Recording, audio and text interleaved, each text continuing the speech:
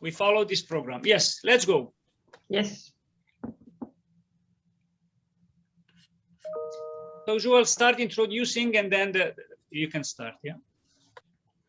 Okay, so I'm Juwel Rana and I'm currently working at Varner Group as a head of analytics.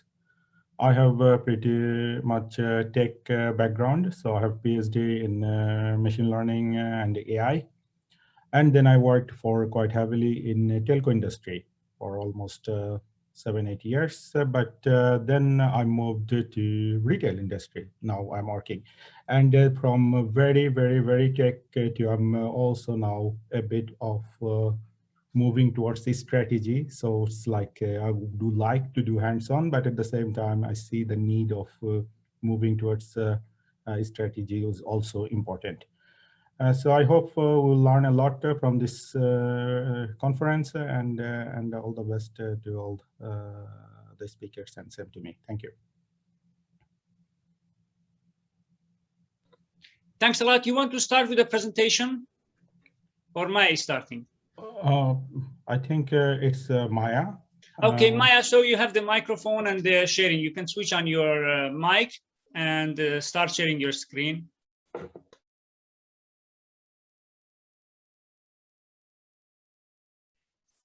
Yes. Perfect. Hello, can you see the screen? Yes. Very Perfectly good. fine. Hey, good morning or good afternoon, everybody, and thanks for joining today. So I'm going to have the first presentation talking about how to build a high-performing analytics organization. So I'm Maija Hovila. I'm working at Kone at the moment as a chief analytics officer. So this starts from a little bit about my background.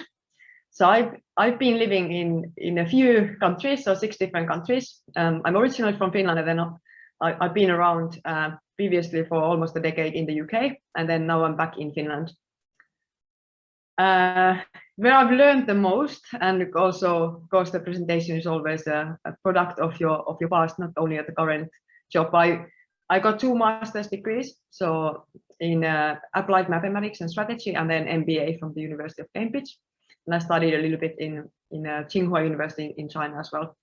And then I started my career as a consultant, first management consulting, then more specifically analytic consulting, and then I moved into Unilever. So I was in the global Unilever organization, building the analytics function there.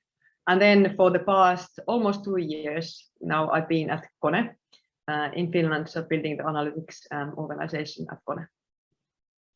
And then a bit about my kind of when I'm not working, I'm a keen athlete and really passionate about sports. So I went to the Youth Olympics as an alpine skier when I was 17, and then I'm a keen triathlete. So I was in the Hawaii World Championships in 2017. So there's a picture of that.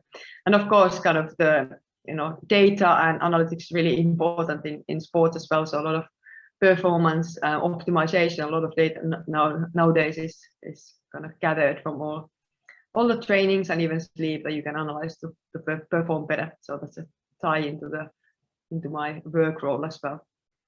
And then these kind of events, I really love kind of hearing from other experts and then sharing ideas and learning from each other. So really passionate about being in the community and talking to people and sharing ideas. So then next, a bit more about Kone. So Kone is a global leader in the elevator and escalator industry. And our mission is to make the cities better places to live and improve the flow of urban life.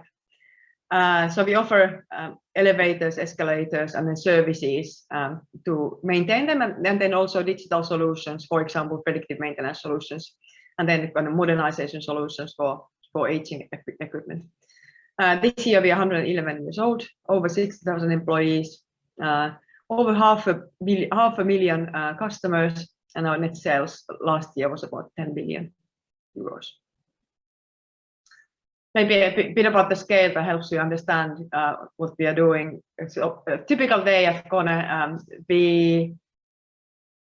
have over 1.4 million equipment in service that we are servicing around the world. We operate in over 60 countries, and in a typical world, so in the pandemic time, people are not moving as much, but normally over 1 billion people every day is utilizing our equipment. So many of you probably on a normal day would be either going up in a Kone elevator or escalator or the travelator or walking out the walk that for example, in many of the airports, those are there. So then more into the analytics and data at Kone. So earlier this year, we launched our new strategy for the next 4 years. And the strategy is called Sustainable Success with Customers. And there's lots of details in here, but then focusing on the ways to win areas. So the ways to win, these are kind of transformation programs that really help us to bring the strategy to life, help us to win in these way to win areas that we have selected as being the core focus areas for Kone in the next couple of years. And one of the transformation programs is Digital plus Physical Enterprise, which is all about building the future-proof technology infrastructure to kind of bring together the physical experiences and the digital experiences and kind of combining these. And importantly here, building the capabilities to use data and analytics and further develop the efficiency and resilience of our supply chain. So really we are focusing as a company also strategically on the kind of building the capabilities for utilizing data and analytics in the company. How we look at this then kind of a bit more into the detail. So of course it all needs to start from the business vision and strategy. So what are we trying to do as a company? Then kind of turning that into the business processes. So what are the business processes? How are they going to use data? How are they using data already? What are the values, or what is the business value that the analytics and data usage is creating? And then kind of specifically working on a kind of use case concepts and pipeline. So what are the specific use cases that we are then delivering to bring the value? And then of course, once they have been created, it's the business processes need to then kind of become more intelligent or integrating the analytics into the business process. So typically if you get the value out when something changes, or you have to drive change in the process in order to drive value out of the process. So either kind of increased revenue or reduced cost.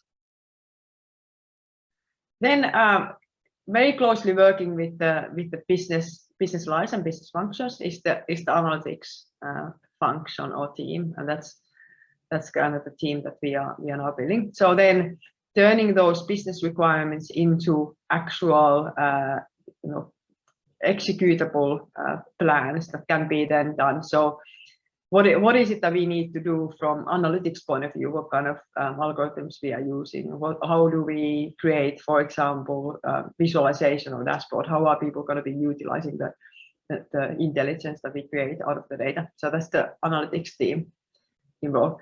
Then of course, data quality. Probably many of the practitioners agree that data quality often is the big kind of obstacle in creating analytics and useful things for the business.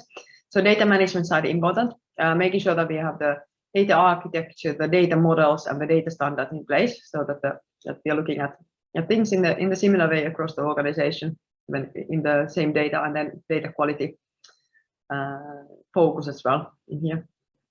And then the IT teams looking after the data and also analytics platform. So the tools, the actual infrastructure, the architecture in terms of like system architecture, security important, the maintenance and operation support as well.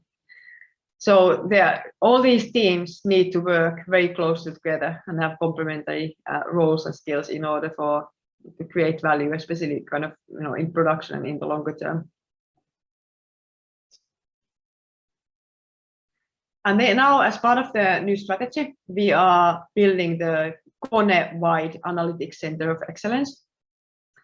And the role of the Center of Excellence is to really drive the analytics usage, our maturity, the competence development, across the organization, so across the whole company, so that we have the right people, the right processes, and right tools to really create value for the company.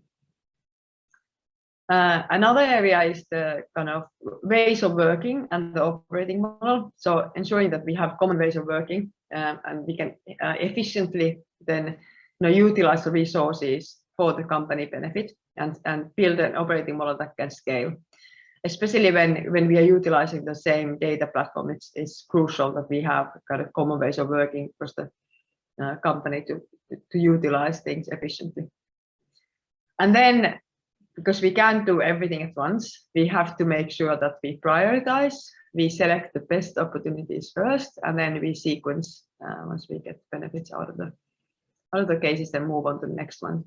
And a kind of efficient productization is really key here as well, to make sure that the developer teams, the data science can then also work on new things, not just be kind of hands full with the operation of the existing use cases. So if I summarizing kind of the key areas, so how to build a successful organization in a corporation, I would say that there are three key things. So one is the strategic alignment. So it is really crucial that the things that are done with data analytics are strategically relevant. They actually move the company and they bring value in order to secure investment in the longer term. And the leadership buy-in. So it's having the leadership who understands, who buy into the idea and kind of are resilient that when the first, maybe not always all of the cases are successful, or when you are kind of building up the things, there's a trust and buy-in that this is something that we want to invest in for the longer term and really build the foundation and long-term view. The organizational structure. So as I went through the end-to-end teams, it's important that the different teams and different experts from the teams from business analytics, data, and technology side work together and bring their capabilities and competencies together to work towards the common goal. And then organizing these teams also so that they have common goals and objectives to work towards. And then the balancing of short-term and long-term. So quite often you have to deliver value quickly, otherwise the trust, it is linked to the buy-in, but the trust, unless you show value, it is difficult to kind of keep people engaged and make sure that you have the investments for the longer term building. But then at the same time, you have to make sure that you are building for the long-term robustness and scalability. For example, having the architectures, having the data models that also then help to kind of get that hockey stick effect, that you're not always building things from scratch. Like every time you're actually getting exponential benefits from the things that have already been built as well. So balancing the kind of short term, creating value, but then making sure that the long term is not compromised and hijacking the kind of like long term value creation. So that was a quick presentation. Now. Perfect. Thanks a lot for staying within the time limit, Maija. Can we give back the microphone to Juwel if there are?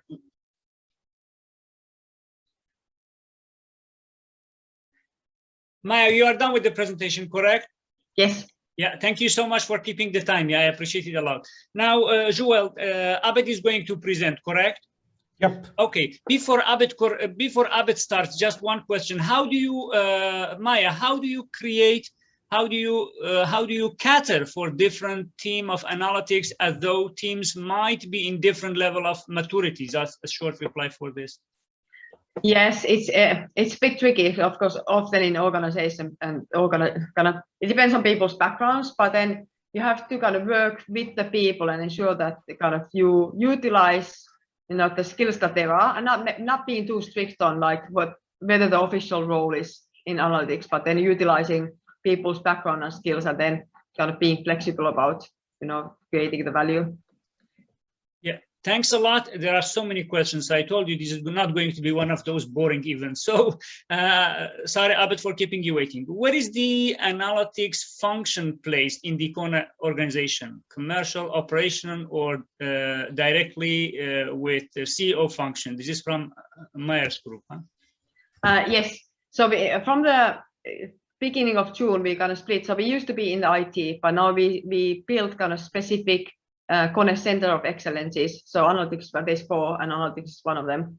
So it is kind of in the Kone technology and innovation function, which is one of the functions, but then serving all of Kone. Thanks a lot. The last question, guys, for her, because I know there are a lot of questions later you can ask. How you kickstarted the Analytics Excellence Program and started the transformation process? Yeah, it was a bit of a long process. So you need a bit of luck. So when I joined Kone, I had a bit of time to get used to kind of get to know the company, and then the new strategy preparation was starting. So I got into the kind of strategy preparation program, and then that's how we then did a lot of work to kind of promote the value of this, and then got selected to be in the strategy. Thanks a lot, Maija and Juwel. Can you see the questions as well on the chat area? So this last question from Oli, if you can write it down, then during the panel you can reply these questions. Juwel, fine? Yeah, I can see the question. Okay, perfect. So you can write them down, copy paste them, then with Maija you can discuss them. Now, Abed, to stay within time, ready for the presentation? Yeah, ready. Go ahead, share the screen, please. Thank you. Maija, you can stop your screen, share screening from the bottom up. Thanks. Yeah. Perfect. Perfect. So hope you can see my screen. So it will be very quick. Yes. So I know that we have Musin asked me to do in 10 minutes and have 5 minutes question and answer. Thanks. So it will be very quicker. So I don't have any slide about myself, but in quick one. So I've got over 21 years experience in data, and I worked like Maija first in consulting side. So I saw a lot of different companies. I also built my own startup in data. And now I'm working for E.ON Next. So what is E.ON Next? E.ON Next is the new brand of E.ON, which is very exciting. I'm talking about this because E.ON wanted to transform itself and be data-driven. Completely data-driven company in the UK. So we completely changed the way how we do things, be completely customer-focused, completely data-driven. So I'm very excited to talk about this today. So this presentation, honestly, it's very important for me to talk about this because I saw a lot of company that's struggling to become data-driven. And it's not an easy path, and I try to explain what I think or what is my big takeaway on that, and try to build on that. So I will be very quick, and I'll try to let a lot of questions if you have. Hopefully, it will be very easy to get it. So first of all, this is based on the survey, very recent survey. So as you know, today companies are making big investments in data. It was not the same 20 years ago when I started in data. So now we have more and more people like Maija, like us, like you guys that are sitting in the leadership board or even in the board. So that's very interesting to see that. And so companies knows that they need to be data driven. Most of them understand that. Most of them understand that we need to be ahead on the competition, ahead to create a better business. However, in the survey, what's very interesting, and I put the word struggle 2 times in the slide, most of the company are still struggle to get the value of a work, still struggle to get what we need to do to be data driven. So most of the company are really struggle to meet what is very important is the cultural challenge, and I will talk about this today. So it's very important that we are making, because I taking that personally when we didn't meet this target.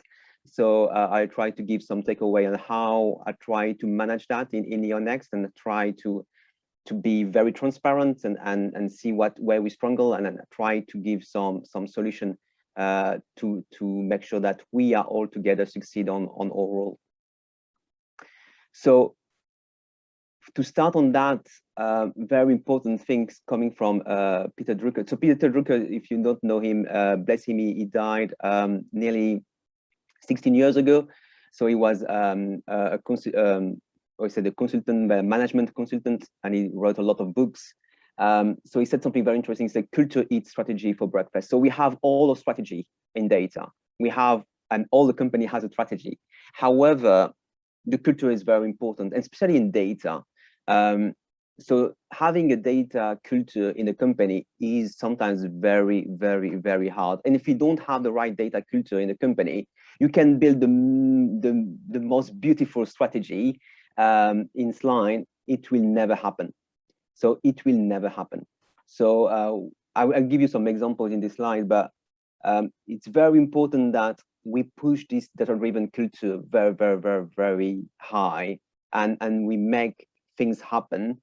And sometimes it's very hard. Sometimes it's not easy talk, but we need to get there, and we need to make sure that in the top of the pyramid, the CEO understand that. So if you ask all the leadership, if you're sitting on the leadership team or in the board thing, if you ask what it means data-driven, you will probably have multiple answers, which is the first start to build, and first start to question ourselves and say, okay, guys, what that means. I used to explain in a leadership team in E.ON Next what it means the Deca model, what we can do with the data. So if you don't put the Deca model, if you don't know about Deca model, is the data, information, knowledge, and action. If you don't have actions after having knowledge or having wisdom on the data, what's the point? We should not waste our time to having some bad habits on the data. And there is too often big corporate company are doing that. We need data, we need reports, and at the end of the day, there is a lot of things we are doing, and all the day there is no action driven. There is no thinking about what it means for the customer, what we can improve for that, how we can optimize that. There is just about the culture of, oh yeah, and now I know. Okay, you know, but what is your action behind that? So that's very, very important to have the right culture, and I will talk about it. So my big takeaway, and that will be very, very quick presentation. So my key enablers to make that company data-driven, first of all, is communicate.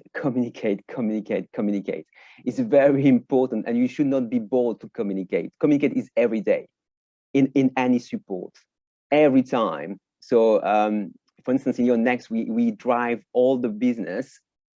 So we have now will be by this time next year will be the second biggest energy supplier in the UK. We already have near 3 million customers. So we are all managing the company via Slack.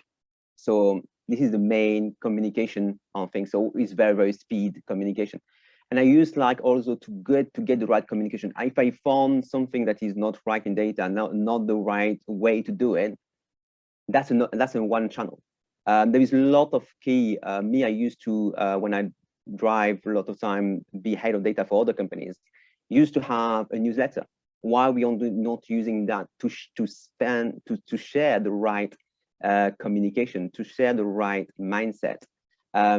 It could be also, we have all a website. Why we don't communicate on the website? There will be a lot of support where we can use that. And it's very important that in our data strategy, we need to put that the communication strategy.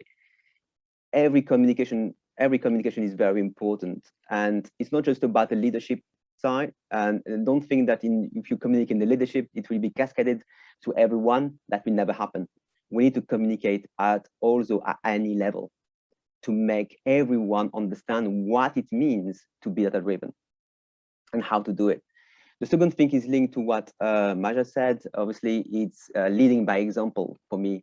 So for me, it's very important that we demonstrate, as I said, Maija, a very, very quick win, and demonstrate by actions how we can leverage value. with the data. So it would be like a very quick win, very easy win on some areas we can optimize, or we can leverage some new revenues. However, it's also part of that communication. So taking this great example and show that we can be data driven and show that we can bring value based on data. So leading by example for me is one of the things. Don't consider your role as hands off. It's very hands-on for me activities. So be there, be on the subject, be understanding where we struggle. So if you don't have any example, my key things is you should have access to the CEO and ask him one question: what didn't make you sleep? If you know what didn't make sleep your CEO, you will have a lot of key examples where we should start. Obviously, it should be quick, it should be fun, and operating by iterations in an agile way is the best way to do it.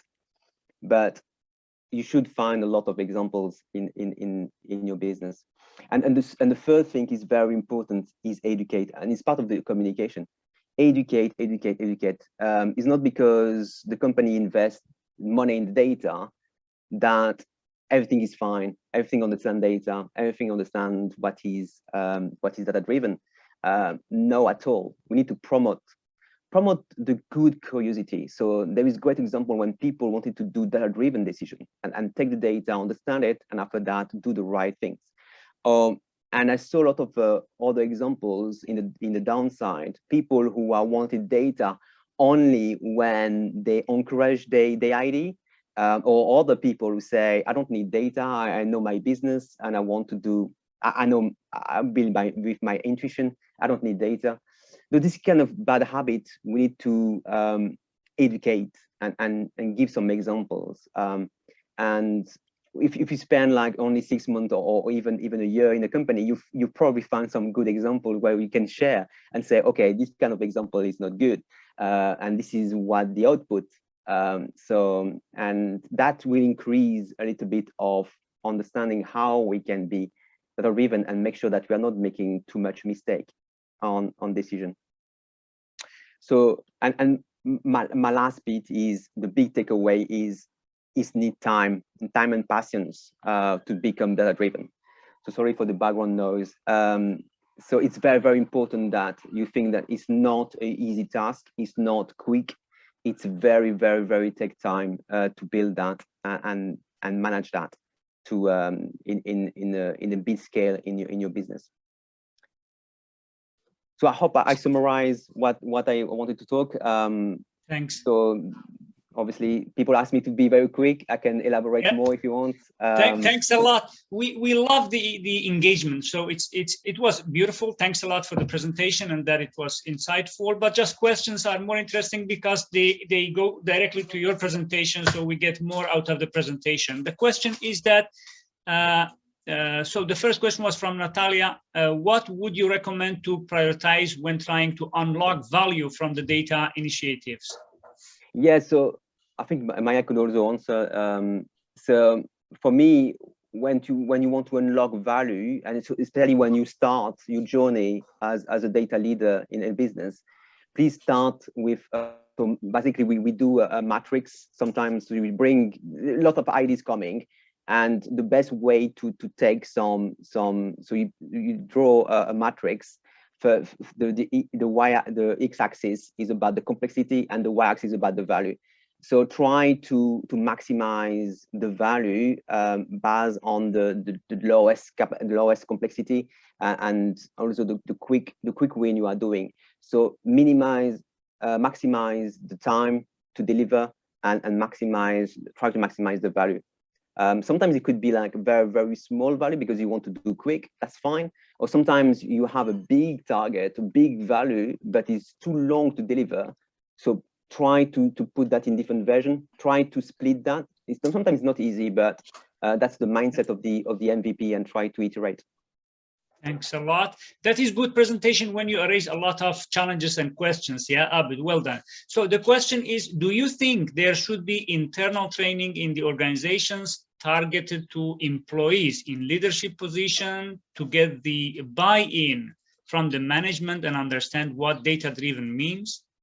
Yeah, that's a good question. Actually, I think that is our role. It's not the management role to do. So we can, I used to say, all the point I shared with you guys, I think it's all responsibilities. Don't think that because you are in the leadership position, you talk with your peers and say this is how we should operate, and then they will cascade. They will not cascade if you don't understand it. They will probably, some of them will buy it and will explain. Some people will buy it, will not explain.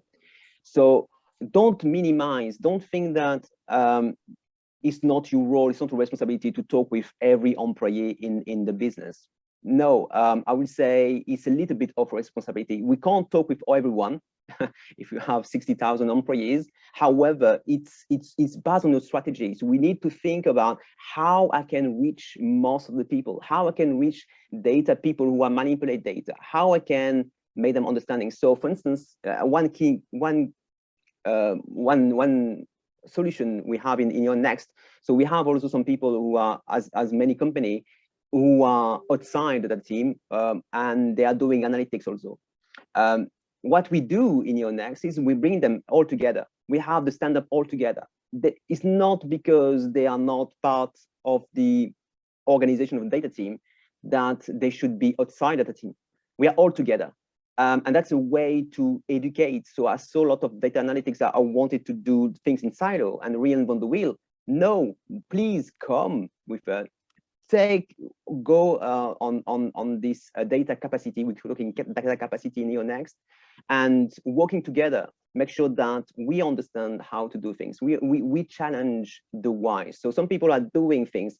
I'm doing this analysis. Why? For what reason? What's the action driving that? I don't know. I didn't ask. So if you are working on something and you don't know the business value behind that, stop here. That's not data driven. Go back and do things. It's not because they are not part of the data team that we don't have the right to explain. We don't have the right to educate, and it's part of our role, I think, to do that. So don't think that it's not because we are not sitting in our leadership thing that we don't have responsibilities. We have responsibilities for all the company. And we need to communicate in different ways. Yeah.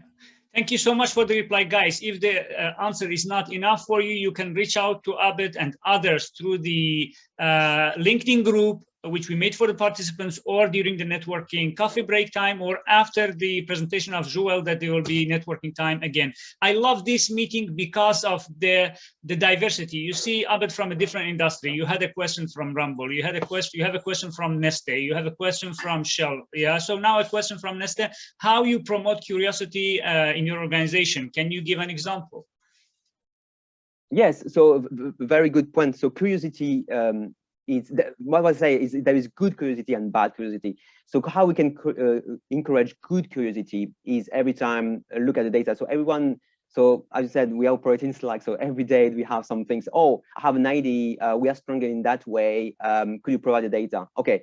I like curiosity, data curiosity, when people wanted to calculate what is the size of the problem and things. So and how we can promote curiosity is to get beyond what they want to go. And say, okay, what you try to achieve, what is the problem, or did you talk about, do you think about that way, do you think about that way? So promote thinking and big curiosity on the data, go beyond probably what people are asking, and sometimes one question is become big project in that way, and educate bad curiosity is people who are asking things. So I have this example I can share with you. Some people are asking about, oh, I need this data. Okay, what you try to achieve, what is your big things? And they say, oh, I just want to know.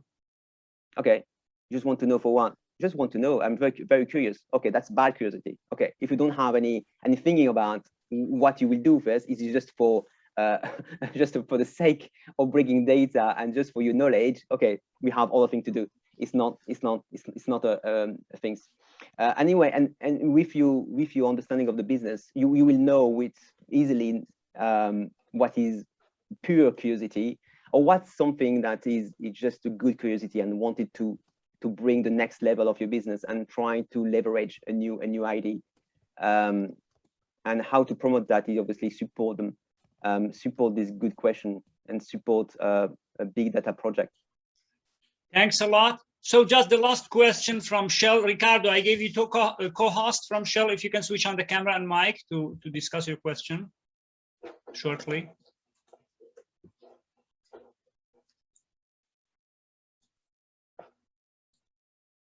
Ricardo.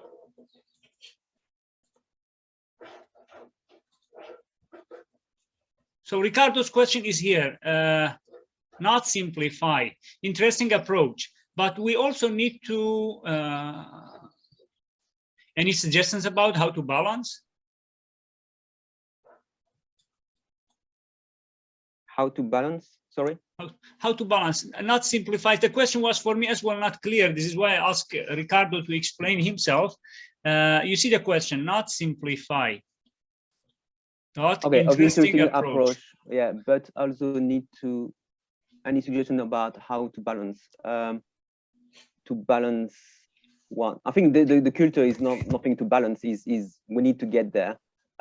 If some is you know, probably I understand that when you challenge people, there is different type of culture. If you are in a company where people never been challenged, and people use the data as an IT service, it will be difficult, because when we never challenge and they never get there, they will probably say, oh, you don't want to support. When I try to challenge subject and things that... Abed, can you hear me? Yeah. Oh, fine. Sorry for late. It was a bit difficult to find where it is the No button problem to press here. What I was meaning is, I hear you saying, and it was challenging, very interesting. You say, do not oversimplify, explain the complexity, show that it's complex, this word. And I love it because it's needed. On the other side, you know, I guess better than me, how challenging is that, because we need also to simplify. We need to capture the attention in very short time. And sometimes there is the risk to oversimplify and lose what you were speaking before. So the question is, do you have any suggestion how to balance these two needs? You know, one is to make it simple and accessible, and the other not to make it just too easy, and so not appreciating the real value that is there. Any talks from your side? So it's not about, what I'm talking is not about to simplify things. We can in data make things more complicated at the end.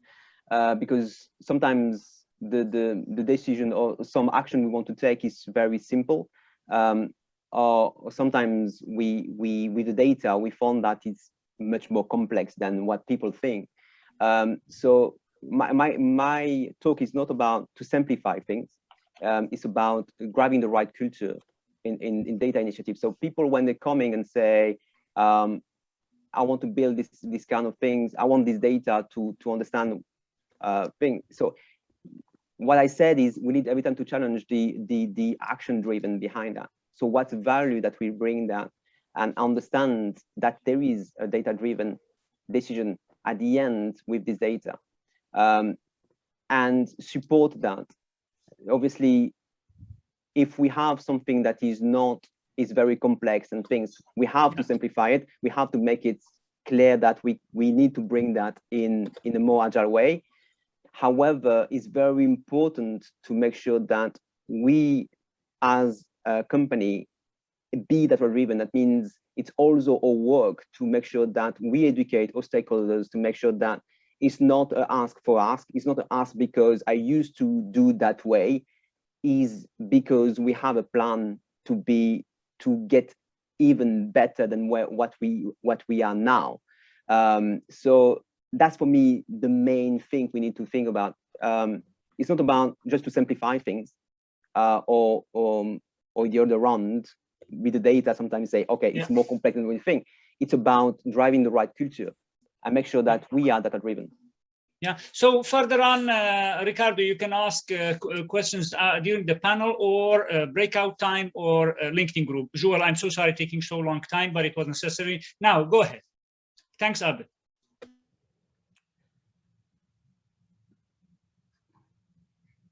Abed, you can stop your screen sharing. Yeah, I try. Yeah, thanks. It's just totally on the top. Stop sharing. Yes, yeah. Perfect. Now, Juwel.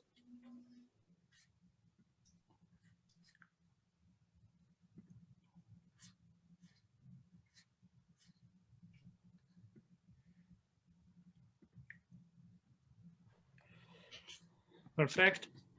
Yes, so it's the slides visible? Yes, yes. Thank you very much. Thanks. So I will be really quick, even though I have quite a few slides. So just to get the point, I will try to explain a bit about the vision part, because each of the company, when they start investing in AI, they have really big vision. That's why they are investing. At the same time, they want to achieve the business goals. That's why they are investing. So is there any big gap between these two, or not? So that was like kind of the discussions that I wanted to bring up. And also we will give an example that how we are actually dealing with it. So completeness of vision, what we mean here.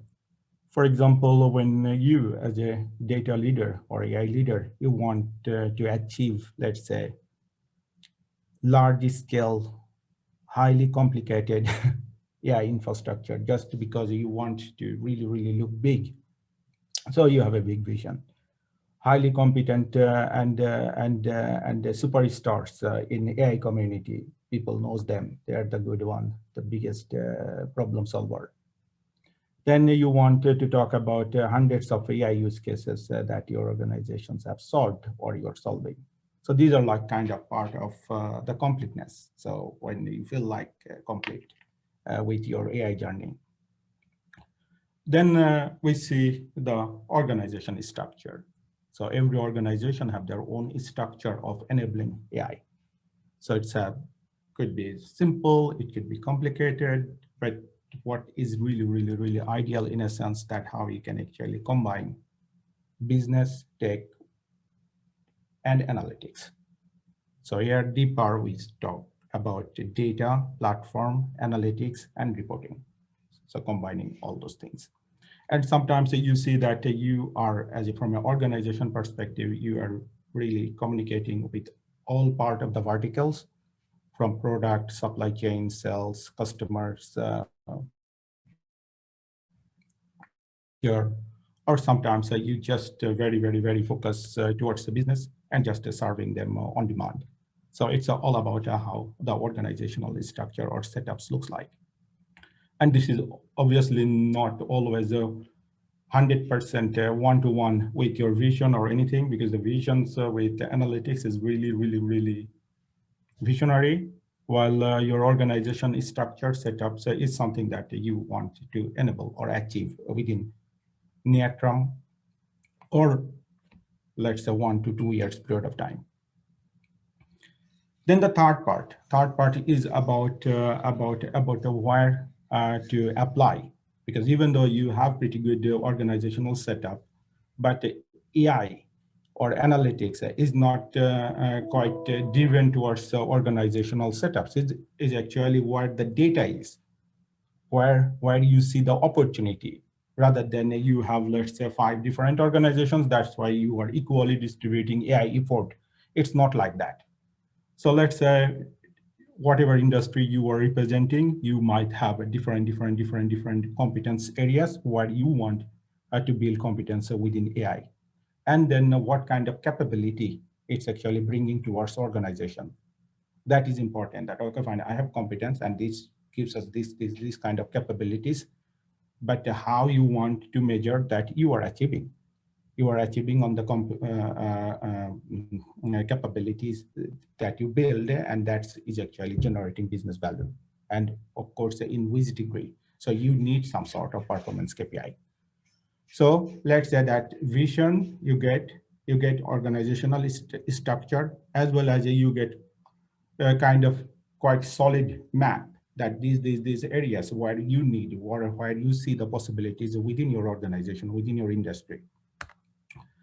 So agility, why we're advocating about agility?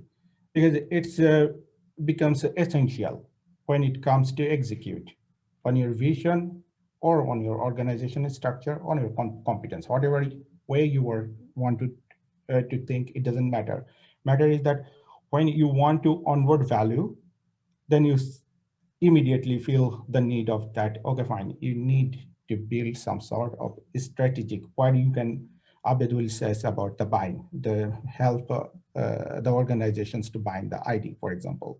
So business responsible, who is the business responsible? Who is the product manager? Who is the product owner? And okay, fine, who taking care of the data or data platform? And okay, fine, what's the a smart data scientist, data engineers can onboard for the organizations. So if you have a many teams that can take those responsibility, very product focused, very delivery centric, very agile in a sense that doesn't matter that who is actually contributing from which team, but the team need to be complete towards the strategy, towards the product that you actually really targeted to onboard the value for the organizations.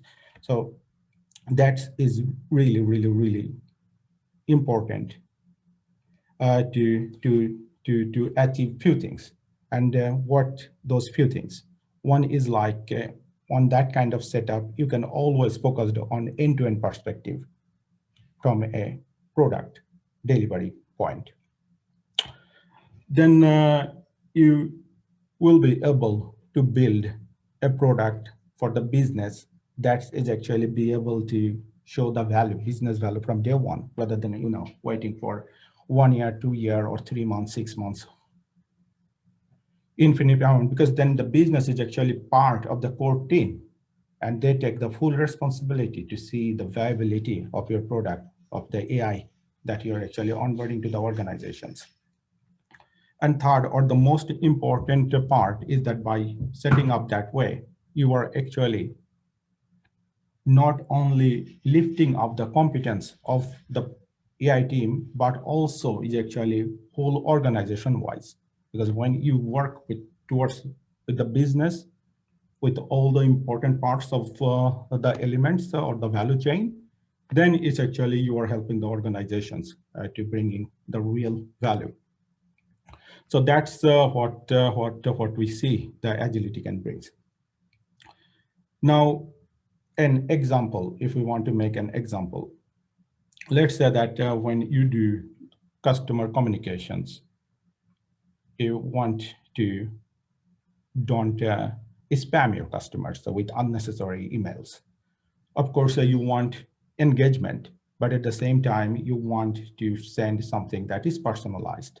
That is really easy. So how you can actually use AI to build such kind of mechanism for, let's say, millions of customers where you see the huge potential.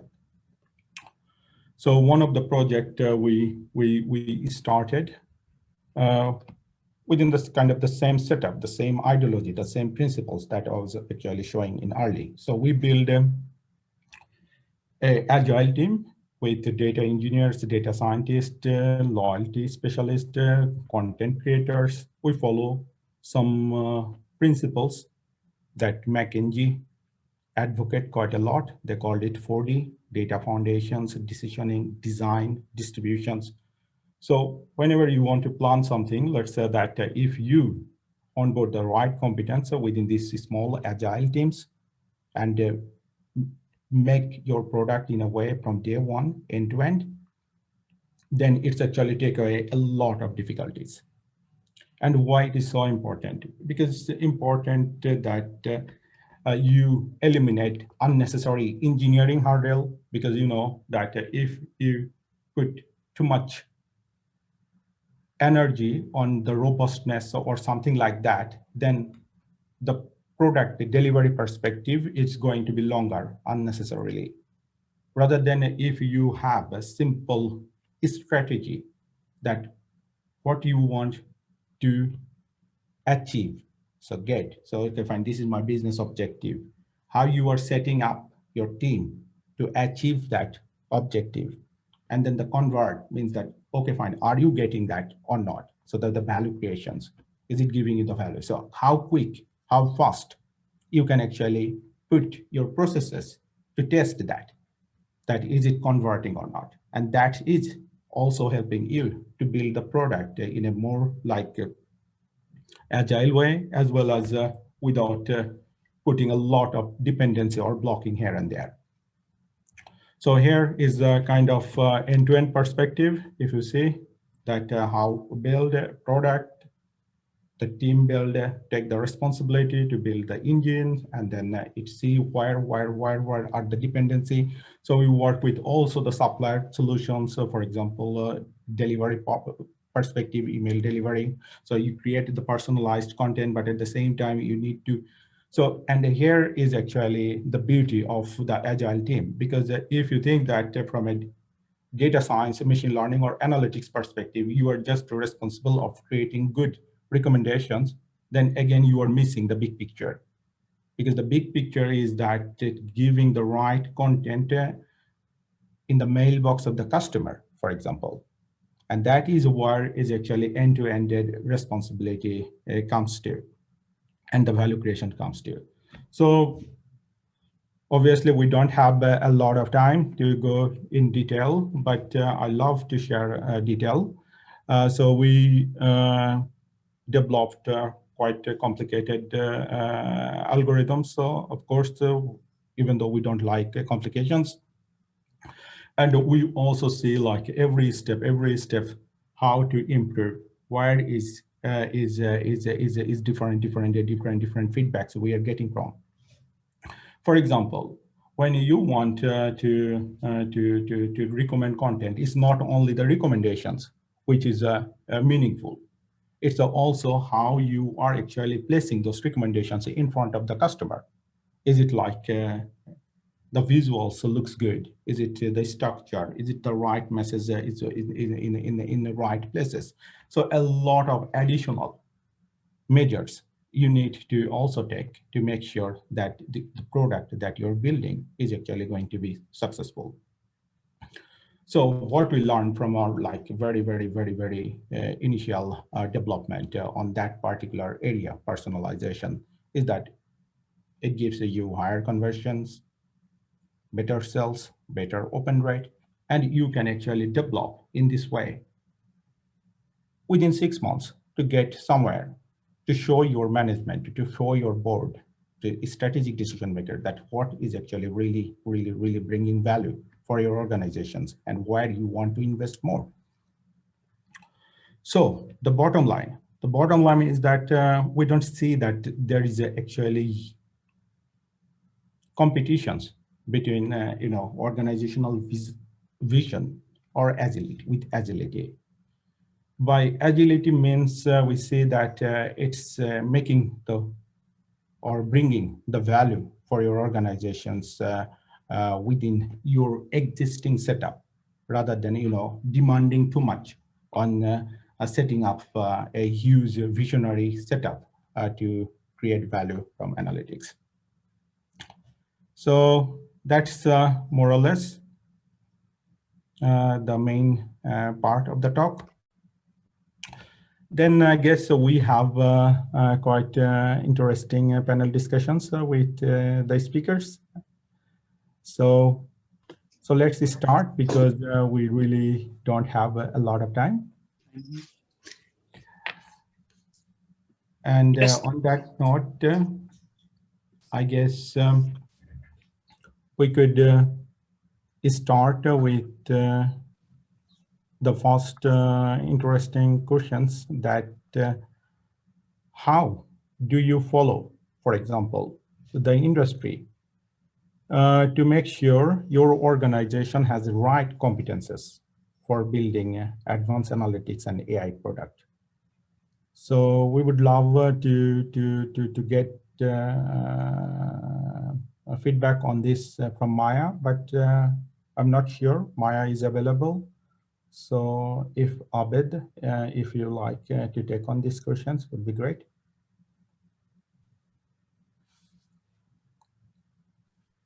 Oh, Maija, great. Yeah, the question number 1. Yes, so we have, so in my team we have a person who is a competence lead, so looking after the competencies across the organization, not only the CEO or the doers, but also the wider community. So we have kind of community actions. So we have a kind of monthly meeting with all people who are interested in this area to share experience, and then we have specific training courses. For example, earlier this year we launched company-wide data literacy training. Is an e-learning that we've done for Kone specifically. So kind of general things, but then also Kone specific examples, give people ideas of what is happening, what has been done. And then also this week we launched kind of a leadership course, kind of like how to lead in a data-driven company. There's kind of giving the leadership kind of overall view on like what are the important things, so high level things, not going too much into the detail, but things they need to know in order to lead in this world. And we are actually trialing this like email-based course. So once a week they get an email where there's like short videos and some material that they can see, because it's quite difficult to get the top leaders to be in a room and in a training and then to invest the time. But then we are trialing how this goes, and if we get good traction. And it's also open for anybody in the company, so anybody who wants to get the material can get it.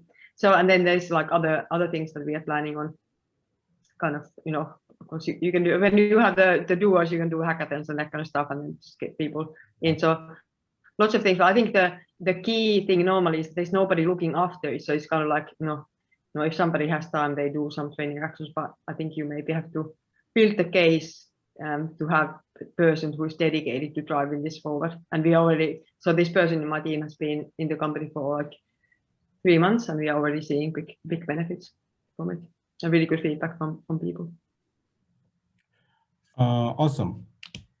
So Abed, are you convinced with the way you see the competences growth in your organizations?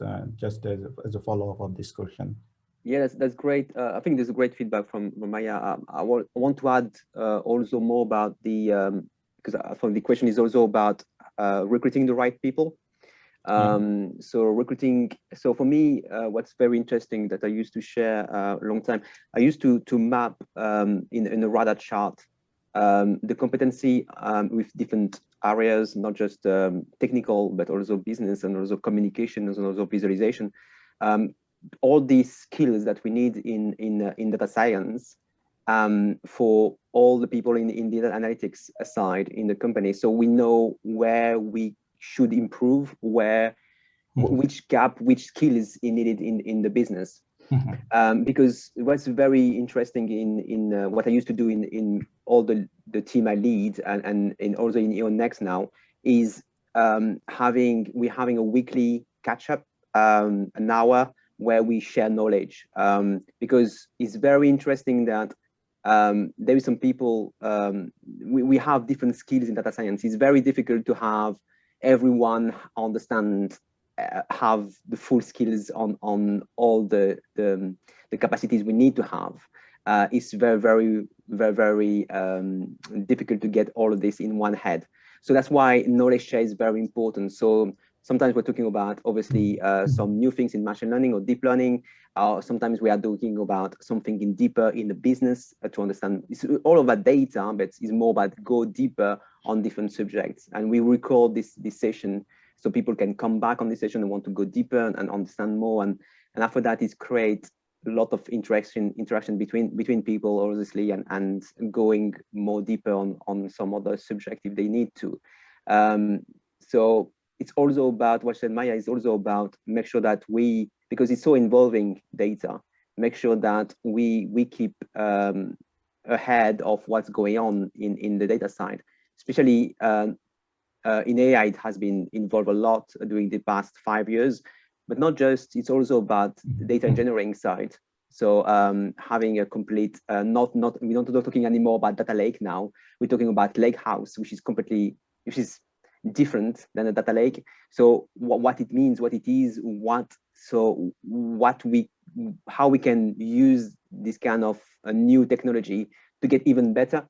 And that's something very important to keep that knowledge and share that and improve the skills of our resources in data side. And that's something very important in our side, because we can't stay like that. We need to improve every time and keep ahead of what's going on in data. Exactly. So we have also Robin Tandon among us. He's from Denodo. And my next questions to Robin. Obviously, you will introduce you a bit, but the question is that when it comes to dimensions, like I said, that when you think about organizations, and that organization wants to transform with the data, analytics, AI, all the advanced stuffs, and you see that immediately there are some requirements. So it's like selections of algorithms, of what kind of algorithms the team works, or what kind of infrastructure. Is it like a cloud environment, or what they set up, like GCP, Azure, whatever.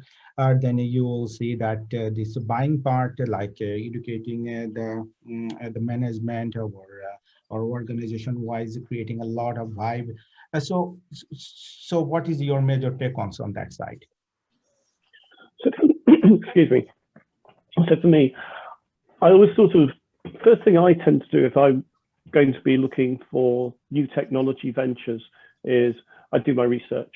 And typically I'll start by looking at the marketplace and looking at the leading industry analysts and what they might say. So I'll be taking a look at the Gartner reports, the Forrester reports, the IDCs, and all of the other people. And then I'll start looking into the technologies. So if we take the consideration of data and analytics, some of the challenges people will face will be, well, I don't want, how do I be agile? What is it that's going to make me have that capability of being able to, in particular in data science, and in fact, I did a talk earlier this week on why data virtualization is a data scientist's best friend. Now, if you consider one of the problems of data science is you don't know what you don't know. So you don't know which algorithm to apply. You don't know which techniques to use. So it's the old Donald Rumsfeld, the unknown knowns, the known knowns, and the unknown unknowns. Data virtualization allows you to be much more agile because you're not moving data anywhere. You just have a vision through the logical data fabric into the data set. And it was interesting, we've gone from data warehouses, well, databases to data warehouses, to data lakes, to lake houses. And it's all a way of saying we've got data coming from everywhere. And we just need to be able to have one view into it. So for me, that's what I would do. So you're thinking that a one view on it is very important, but Yep. but having a one view on it will be able to take on all kind of opportunities around data. What do you think about it, Maija? If you take a one view on development and let's say that you think about it from a more collective perspective rather than will it be able to offer you agility as well as also help you to find all the immediate opportunities that's going around and helps you to catch those? Yeah, it's a tricky one. So you have to think from the data as an asset. How do you create data products? But then, of course, if you're doing use cases, often you want to get to the value as soon as possible, not think about all of the other utilization. So how we think about this, like we have the use case teams, but they need to have people who are then also making sure that we do create the kind of productized data assets that can be utilized then later on. It's not an easy feat, and it's something that we are also now then kind of trialing and getting into.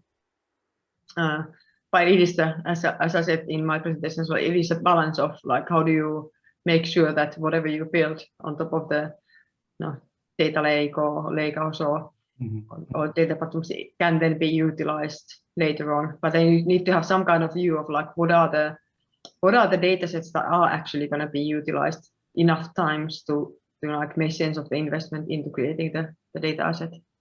So we are in the journey, and I think we have a great answers yet how to do it, but I think that's the direction that we are going as well. Yeah. And on that note, Robin, so what and how you actually prioritized to take on the opportunity? So different dimensions, and when you lead your team, so what is actually your focus dimensions? So, as I said, the sort of power of data virtualization is you don't need to do it all at once. You can choose the data sets that you are interested in and integrate them. In fact, I mean, to give the Denodo pitch, we integrate with up to 175 different data sources, whether they be historic IBM mainframes all the way through to the latest social media feed. So everything is possible. And it really is start gently. And I think later on, DNB, one of our customers, is presenting, and I'm sure they'll talk a bit about their journey and how they went through it. Don't try and boil the ocean, I think is the easiest thing. Really, that's when you fail, is when you try and boil the ocean. Try and find those little bits of value and the value, time to value. So you want to get that value and iterate on it. Awesome. So, so Abed, what is your take on? Yeah, I think it's a very valid point from Robin. I think and Maija said that nicely. It's a big balance. So when we talk about value, it's also very interesting to have a definition what people say about value. Me, I like to go. I'm very pragmatic. So when I talk about value, is not a new technical things or maybe it will be used. For me, when I talk about value, I put a pound value. So what that will give for business in terms of revenue, in terms of optimization, in terms of even profit. So that's very important to keep in mind. So and it's not easy. That's why I said in the question earlier. So the tech will only support what we can think about in terms of new capacities and new IDs and new data products. So it's very important to keep in mind that we need also to do the effort of, as you said, Juwel, about be agile. So building a big foundation for 2 years and after that come back, that's not anymore acceptable, as we know all. So we need to get very, very agile and how to build a very agile way. Technical capacities, it's a real very interesting question because we need a very also competency linked to the competency, very people who understand that we can't have a very shiny data structure or data platform or even virtualization. As said Robin, we need to size that and make sure that we have the right use case with value, with pound value or with euro value in Europe to make sure that we can leverage that. So for us is very interesting because we're starting to build that. We're starting to build the journey of a better scalable data architecture. But obviously we have this step by step very agile way to build that, and every time we bring more and more use case in this. So that's how I will recommend to do it.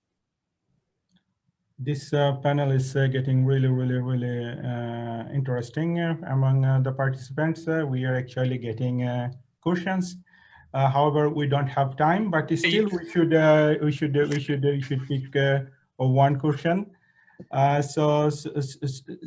So one question that's come up regarding risk management strategies. So let's say that if you like to bring business values fast, what kind of risk associated with it, and what kind of strategy you would like to keep for keeping it managed. And I have 1 minute, guys. So who would love to comment on it? I can comment from like. That's great. Of course, there's like a balance of risk and value when we utilize the data. Because if you leak the data to too many people, it might be that it's leaking to competitors, or you are leaking data out. But so if you lock down all of the data, then you're not getting any value out of it. So it's a balance. You have to go into granular level of like what are the data sets that we really have risk in kind of losing, and what is the value versus benefit, and then kind of going from there. Yeah, and there is also I will add the GDPR side on the risk. There is a lot of risk when we manipulate data. I said Maija. So is a awareness first start of thing, and after that is about make sure we understand that there is a risk in anything we are doing. So make sure that we have the right way to mitigate that, and obviously having 0% risk is just not just impossible. It's just impossible. So having a understanding of that, having the risk things, and having the action behind that. So every data engineer need to know what is GDPR behind that. So communications in training on that side, and try to mitigate every type or other risks we can get. Exactly. So for me, we are in a world with data, full of risk. So you need to be a risk taker, but at the same time, you need to be smart enough to understand or assess the risk that you're taking. And of course, as long as you understand the business value, that what you are actually up to, then it's worthy to take the risk. But if you don't understand what you are up to, what kind of values you're going after, then it's a question mark. Well, thanks a lot. Thanks a lot, Abed. Thanks a lot, Robin. Thanks a lot, Maija, for all your great work. Guys, 1 year we were working on this project to happen, and the panelists, speakers, they dedicated a lot of time to test and work together to bring value to your time.